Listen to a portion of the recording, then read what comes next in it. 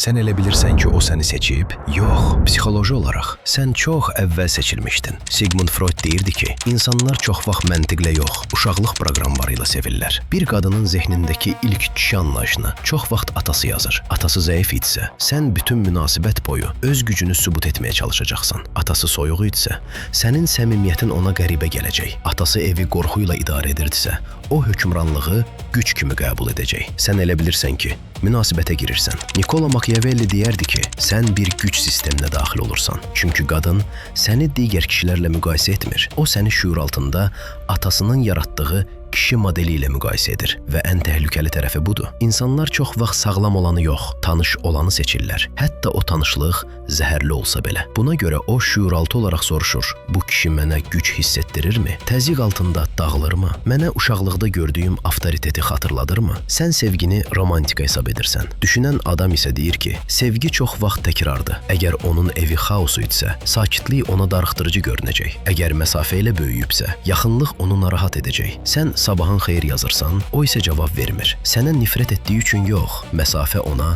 tanış gəldiyi üçün. Machiavelli bir şeyi çox yaxşı başa düşürdü. İnsanlar həmişə xeyirxahlığın arxasınca getmirlər. Onlar gücün, özünə inamın, avtoritetin arxasınca gedirlər və bir çox kişi səhv edir. Onlar düşünür ki, münasibəti yalnız sevgi ayaqda saxlayır. Yox, əvvəl hörmət gəlir, sonra sevgi. Freud deyərdi ki, insan şüur altında uşaqlıq paternlərini təkrar edir. Machiavelli isə qaydalarını bilmədiyin sistemə daxil olma deyərdi. Çünki münasibətlər görünməz qaydalarla idarə olunur. Sən bir qadınla görüşdüyünü düşünürsən, amma bəzən sən onun keçmişi ilə danışıqlar aparırsan və əgər bu qaydaları görmürsənsə, oyun başlamadan uduzmusan. İndi də görək, sən oyunun fərqindəsən, yoxsa qaydaları qarşı tərəf diktə edir.